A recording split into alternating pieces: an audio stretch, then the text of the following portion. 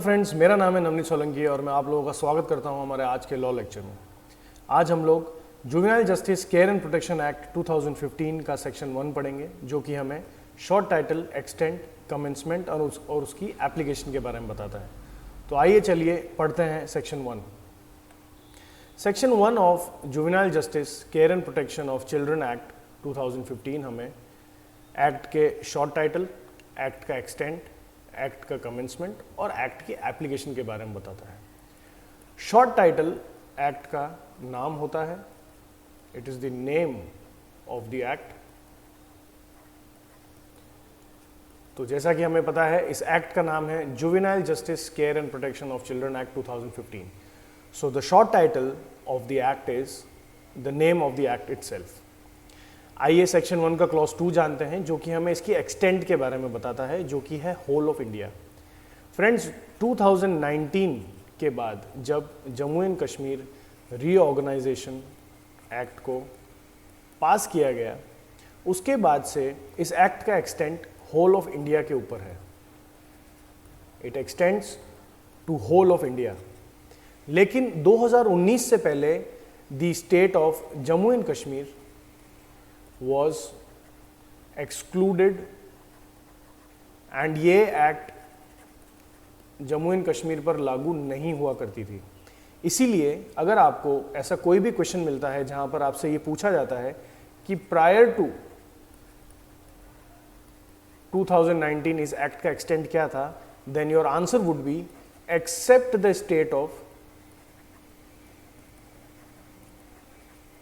Jammu and Kashmir, it extended to the whole of India.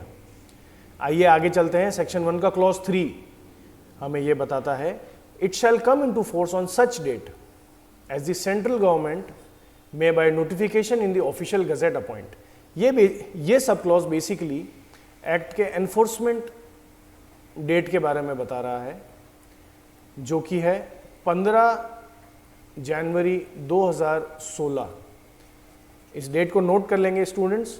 ये question बहुत बार pre में आ जाता है कि what is the enforcement date of a particular act.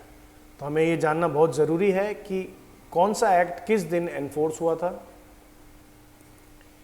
इसीलिए ये डेट हमारे लिए इंपॉर्टेंट है, 15 जनवरी 2016। तो आइए आगे चलते हैं। सेक्शन 1 का क्लॉज 4 हमें ये बताता है, not with standing anything contained in any other law for the time being in force. ये हमें ये बता रहा है, भले ही किसी भी एक्ट में चिल्ड्रन से रिलेटेड कोई भी प्रोविजन बनाया गया हो, लेकिन the provisions which are made under juvenile justice act will always override and हमेशा यही लागू होंगे when it comes to the care and protection of children and children who are in conflict with law.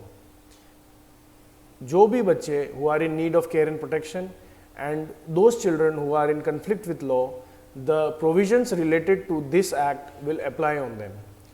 तो देखिए, जानते हैं हम कौन से बच्चे जो कि कन्फ्लिक्ट इन लॉ में हैं, उनके ऊपर किस तरीके के प्रोविजंस इस एक्ट में दिए गए हैं।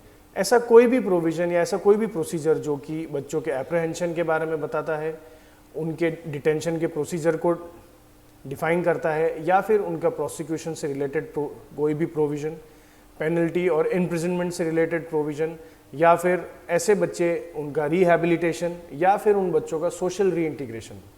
अगर इनसे रिलेटेड कोई भी प्रोसेस या प्रोसीजर अगर हमें फॉलो करना है, then we will have to follow the provisions of juvenile justice care and protection of children act.